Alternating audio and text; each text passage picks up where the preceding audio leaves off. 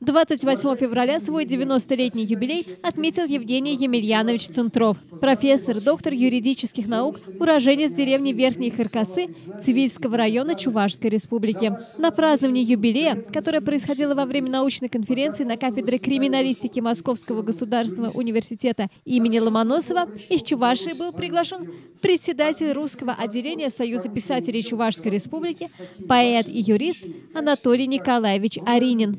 Он передал юбиляру официальное поздравление от прокуратуры Чувашской республики, где Евгений Емельянович проработал в течение 10 лет, с 1958 по 1968 год.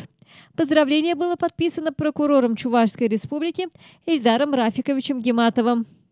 Ответственный подход к порученному делу в совокупности с такими вашими личными качествами, как трудолюбие и порядочность, внимательное отношение к людям, снискали к вам авторитет и уважение работников прокуратуры Чувашии, правоохранительных и судебных органов, жителей нашей республики. Пусть этот замечательный праздник придаст вам новые силы.